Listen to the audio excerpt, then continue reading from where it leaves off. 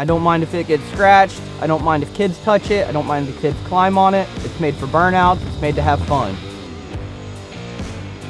This truck has had 9 engines in it. All 9 of them have blown up from doing burnout contests. We chose Ford Ranger because it's a modern day vehicle and we wanted to make a modern day rat rod rather than a more traditional rat rod. I wanted to learn how to do a chop top and everyone told me to hire a professional, and I figured the first professional probably did it on his own, so we just wanted to go for it. I built it with a few buddies and bare hands, a lot of sweat, blood, and tears.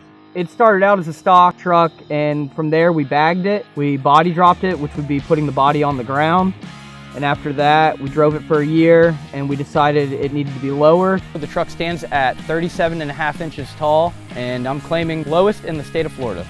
I've been building it since 2011. These builds are never truly finished. You kind of just add to them as the creativity and the ideas come. Brandon originally chopped and dropped his 1997 Ford Ranger to enter it into a limbo contest at a local car show. He had to lower the driver's seat an extra 3 inches so he could still wear his hat. According to Brandon, getting out of the car is a lot more difficult than getting in.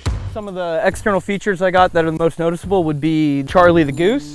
He holds down the air cleaner and he has flown off one time, but we managed to catch him. The whole motor's powder coated white. We wanted it to stand out a little bit. A 60s Galaxy air compressor for the air ride. The wood roof is a pretty substantial part of the truck. The bottle caps are cheaper than buying washers at the store. We've got a 15.5 gallon gas tank, which was a old Anheuser-Busch beer keg. The exhaust, we put a flapper on it to keep the frogs out at night. That stinks when the frog burns up in the exhaust. You don't want that. We've got a 1966 AMC Rambler steering wheel and column. It is a 17-inch steering wheel. We do not have power steering, so the steering wheel helps to make it a little easier to drive. There's no speedometer in the truck. There's oil pressure, RPM, and engine temp. Those are the only things you need for a good burnout. She is a 5-speed, so you do have to shift. Shifter hits the roof, but that's the way we like it. If you're not dragging your knuckles on the roof, you're not shifting right.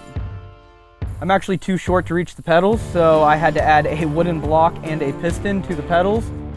We've got a Unity cop light from the 60s. I powder coated it copper, so she actually reflects as a mirror. The police don't really like it, but that don't matter to me. And then we've got a few other add-ons that give the appearance of a modern day rat rod on the inside, because in Rust we trust. It did have a radio, no longer has a radio. You just listen to the sounds of the truck. The truck is the music. A lot of people's jaw hits the ground when they see the truck. I mean, it breaks their necks. It just leaves people speechless. And every time you look at it, you'll see something new on it. I probably took this truck to the extreme because I'm not one that likes to fit in the cookie cutter. I like to stand out and show the world that you don't need to blend in with everyday society. To me, this truck means freedom and a way to express myself and a way to get my ideas and my skills out there for the world to see. I would say that we leave the competition in a cloud of sparks.